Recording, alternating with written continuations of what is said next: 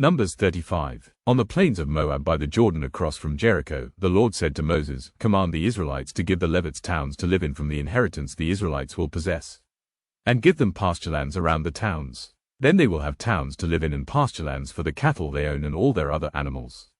The pasturelands around the towns that you give the Levites will extend 1,000 cubits from the town wall. Outside the town, measure 2,000 cubits on the east side, 2,000 on the south side, 2,000 on the west and 2,000 on the north, with the town in the center. They will have this area as pastureland for the towns. 6 of the towns you give the Levites will be cities of refuge, to which a person who has killed someone may flee. In addition, give them 42 other towns. In all you must give the Levites 48 towns, together with their pasturelands. The towns you give the Levites from the land the Israelites possess are to be given in proportion to the inheritance of each tribe. Take many towns from a tribe that has many, but few from one that has few." Then the Lord said to Moses, "Speak to the Israelites and say to them, when you cross the Jordan into Canaan, select some towns to be your cities of refuge, to which a person who has killed someone accidentally may flee. They will be places of refuge from the avenger, so that anyone accused of murder may not die before they stand trial before the assembly. These 6 towns you give will be your cities of refuge. Give 3 on this side of the Jordan and 3 in Canaan as cities of refuge.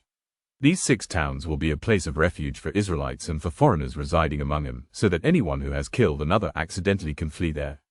If anyone strikes someone a fatal blow with an iron object, that person is a murderer. The murderer is to be put to death. Or if anyone is holding a stone and strikes someone a fatal blow with it, that person is a murderer. The murderer is to be put to death. Or if anyone is holding a wooden object and strikes someone a fatal blow with it, that person is a murderer. The murderer is to be put to death. The avenger of blood shall put the murderer to death. When the avenger comes upon the murderer, the avenger shall put the murderer to death. If anyone with malice aforethought shoves another or throws something at them intentionally so that they die, or if out of enmity one person hits another with their fist so that the other dies, that person is to be put to death. That person is a murderer. The avenger of blood shall put the murderer to death when they meet. But if without enmity someone suddenly pushes another or throws something at them unintentionally or, without seeing them, drops on them a stone heavy enough to kill them, and they die, then since that other person was not an enemy and no harm was intended, the assembly must judge between the accused and the avenger of blood according to these regulations. The assembly must protect the one accused of murder from the avenger of blood and send the accused back to the city of refuge to which they fled. The accused must stay there until the death of the high priest, who was anointed with the holy oil. But if the accused ever goes outside the limits of the city of refuge to which they fled and the avenger of blood finds them outside the city, the avenger of blood may kill the accused without being guilty of murder. The accused must stay in the city of refuge until the death of the high priest. Only after the death of the high priest may they return to their own property. This is to have the force of law for you throughout the generations to come, wherever you live. Anyone who kills a person is to be put to death as a murderer only on the testimony of witnesses. But no one is to be put to death on the testimony of only one witness. Do not accept a ransom for the life of a murderer who deserves to die. They are to be put to death.